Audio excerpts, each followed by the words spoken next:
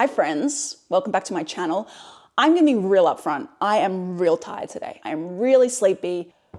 My couch and I, we've been traveling quite a lot. Recently, we went to 7 countries in 7 days. We went to Italy, we went to Spain, we went to Japan, we went to South Korea, we went to Tunisia, we went to Canada, and we went to Denmark. Now this journey, this global trek, was inspired by my desire to expand my diet when it comes to global cinema. Over the years, I've been pretty good at, incorporating foreign language cinema into my film watching, but I still feel like my diet is just way too American. When I pull up to the buffet, I'm getting a little bit of that, I'm getting a little bit of that, I'm getting a little bit of that, but I'm getting a lot of that. And I really want to be more diverse. Watching too much of the same thing means that you're getting a very limited window into storytelling, into different characters, into different people, into different experiences. Watching films from different countries gives you an insight into worldviews and traditions and histories and experiences that you might not have been familiar with otherwise. It's a great way to learn about the world without leaving your couch. And that's what we did. We didn't jump on a plane. We just turned on the TV and we watched 7 different movies from 7 different countries. Not only am I going to take you through the films that I watched, but I'm going to rank them. Now, I've got a list on my Letterboxd account, which is like a watch list of all the foreign cinema that I want to watch. And so basically how I came up with this list of 7 is I just cherry picked 7 different films. The only criteria was that they had to be from 7 different countries. So if you're looking for some more recommendations when it comes to foreign cinema, or maybe you just love a good ranking video, stick around. There are some really good ones in here. There are also some ones that I just did not care for. Speaking of, number 7, Burning from South Korea. Now this is a really unpopular opinion. I did not like this film one bit. I think I gave this 2.5 stars on Letterboxd. I really did not like this movie. So Burning is about a young man who falls in love with a girl that he used to go to high school with. And they sleep together. He's very much in love with her.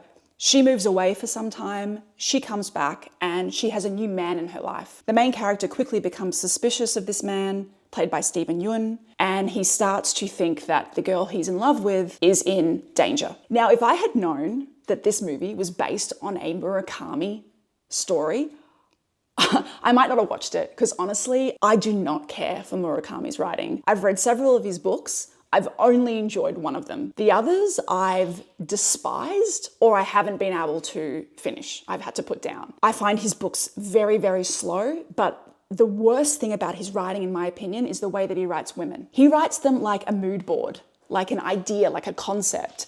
If you've heard of the term manic pixie dream girl, Murakami loves playing with that female archetype. Now, if you're not familiar with the manic pixie dream girl trope, this is basically a fictional device, a young woman that exists primarily to serve as the romantic interest for a male protagonist. She kind of acts as like a guide for this character. Her complexities, her agency, her ambitions are ignored purely in service of the male character. And in my opinion, Murakami's books are littered with this archetype. And that's one of the reasons I didn't like this film. I didn't care for the sensual romance. I didn't care for any of the characters. This film meanders for 2.5 hours. There's no need for this film to be that long. Honestly, I've seen snails move at a faster pace. I was so utterly bored by this film that by the time the final scene happens, which is technically the most interesting scene of the film, the climax, I'd already checked out. I checked out of the hotel. I just did not care about it at all. So it did not hit me in the way that it was intended. I found this film really excruciating.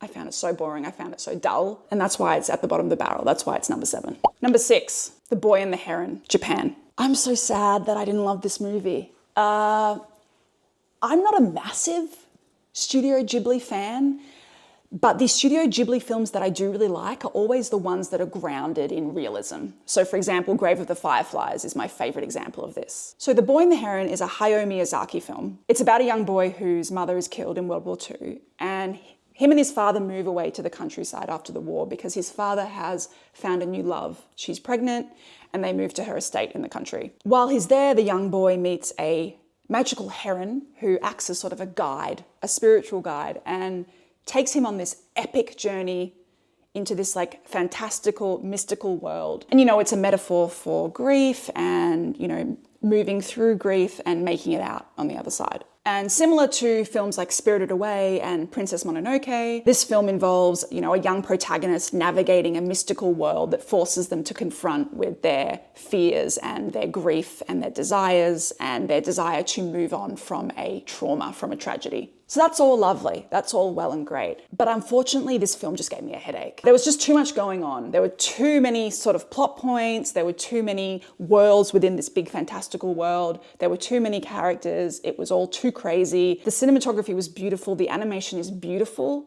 So unfortunately, I was really only able to focus on that because everything else that was going on underneath that beautiful animation, it was just too much. It was too much for my brain. I understand that this film is meant to leave you in a state of reflection. It's meant to leave you with a lot of questions about life and death and the afterlife. But unfortunately, my headache got in the way of my critical thinking. Rather than luxuriate in the message of the film, I just wanted to do something else. I just wanted a nap. I will rewatch this film in a few years. I know I need to watch it again because I know that there is a really beautiful story underneath all the chaos. And I know I'll be able to find something to latch onto, but unfortunately, not on the first viewing. Number 5, Bicycle Thieves, Italy. Bicycle Thieves is a film from 1948. It's a black and white film and it's set in post-war Italy. This film provides a lens into the working class and the widespread economic devastation that happened after the Second World War. Bicycle Thieves is about a working class man named Antonio who desperately needs a job. The only job he's offered is to stick up posters around town, but he needs a bike. He can't afford a bike, so with the help of his wife, they sell some sheets from their house and he's able to get the funds to buy a bike. During his work, his bike is stolen and he spends the rest of the film trying to retrieve the bike with the help from his young son. I liked this film. I liked it a lot. I didn't love it. It's very, very bleak and it's very slow. The runtime of this film is like 90 minutes, but it feels like you're watching a 3-hour film. You're just watching a man try and find his bike for the whole film pretty much. But what made me ultimately like the film and connect with it is the little boy in the film, the father's son who's trying to help his dad find his bike. He is the heart of the film. He is so, so sweet, played by such an incredible child actor. You know, kids when they sort of look like old men sometimes? That's what this kid was giving. And yeah, I just fell in love with him and that was my way into the movie. Now, apparently this film was censored by America because they were troubled by the poverty that is realistically portrayed in this film. But I just think that's so rich coming from a country that is literally a bottomless pit of economic inequality. Number 4, Red Rooms, Canada. Red Rooms is about a woman who becomes obsessed with the case of a high-profile serial killer in Montreal. And for the entire run of the film, we're watching her become more and more obsessed and more involved in his case. Now, in my opinion, Red Rooms is a pretty clear indictment on the way we engage with true crime and the way we fetishize true crime and often see it as entertainment. You know, there's a line in the film where the mother of a victim is looking directly at the camera and she says something like,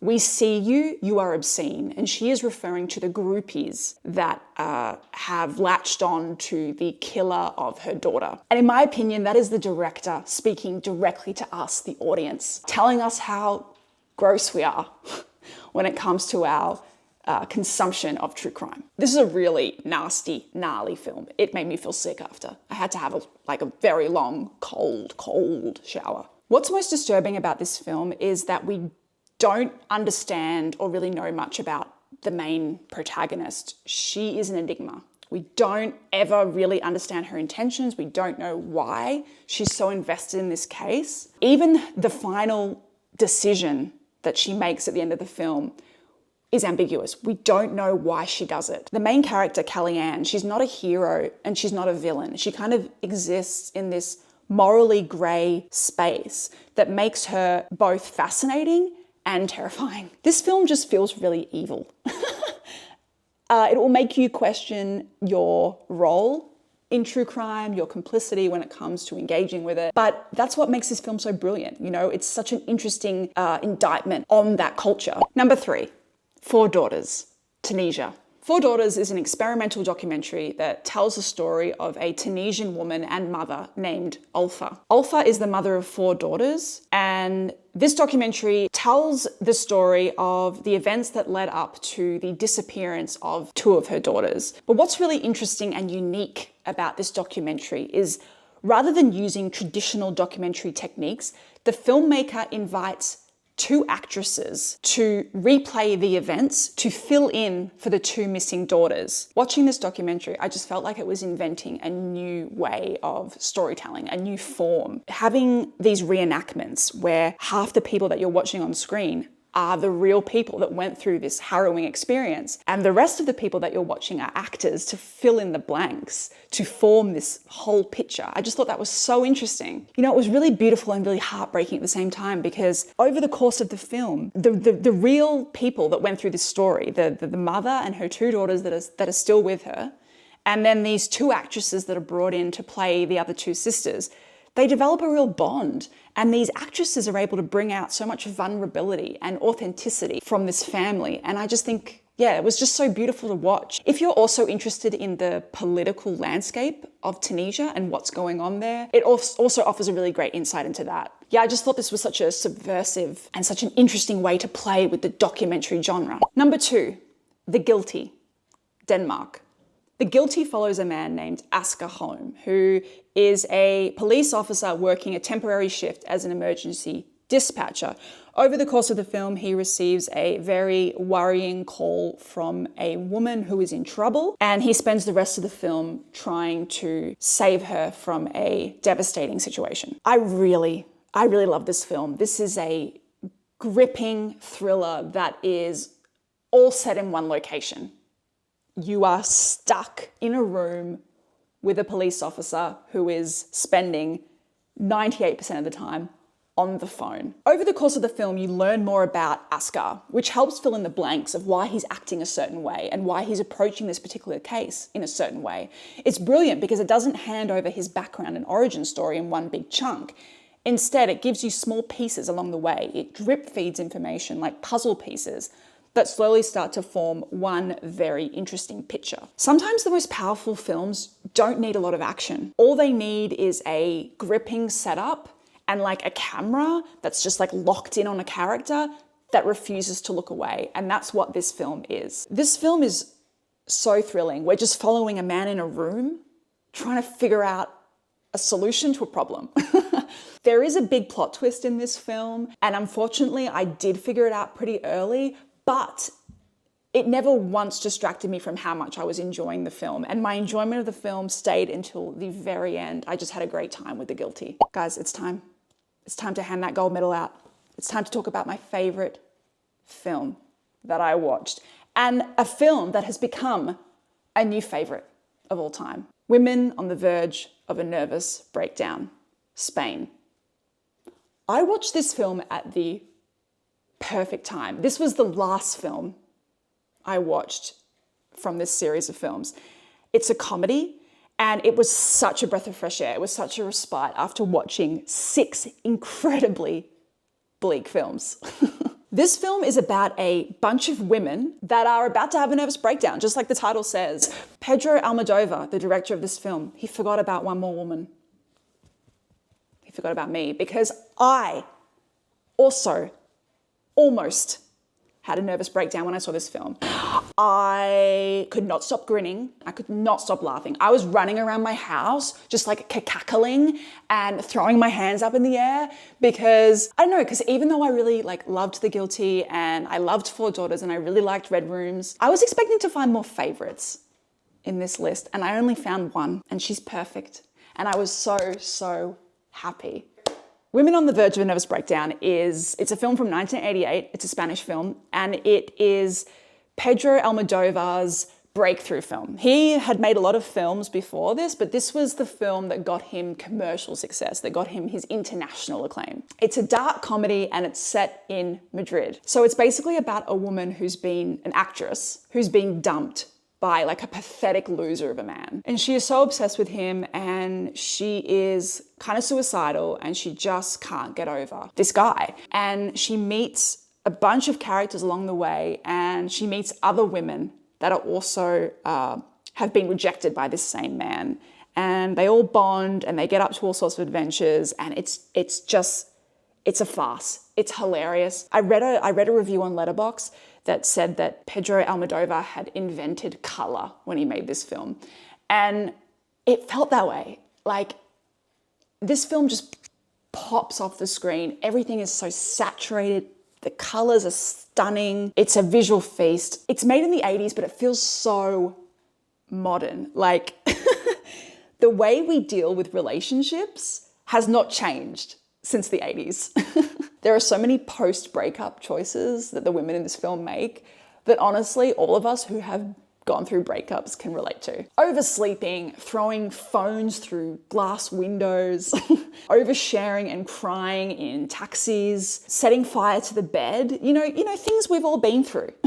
There's so many scenes where the main character keeps checking her answering machine to see if her ex has left her messages. And we do the same shit today, except today we'd be checking our Instagram DMs and our texts. Honestly, if I had watched this film after a breakup, I would have been over the relationship by the time the film ended. This film made me remember why I don't date men anymore. This film is just so fun and camp and OTT. There's a wonderful scene where an older woman is just like sitting on a motorbike, just like shooting at things. Pedro Almodovar is a queer filmmaker, and even though there are no queer characters in this film, it's such a queer film. You know what I mean? Like, it's so campy. It's so over the top. There are so many amazing female characters. It's so bitchy. The writing is so quick and witty. The colors just pop off the screen. It's just such a farce. I had such a good time with women on the verge of a nervous breakdown. My number one in this list. So there you go. Those are the films that me and my couch traveled with for 7 days. I hope you enjoyed this video. I hope you got some recommendations. I am exhausted. I need to get over this jet lag. I need to take a nap. I need to have some one-on-one time with my couch without any screens. Mum, I love you. Thank you for watching. Guys, I'll see you in the next video. Bye.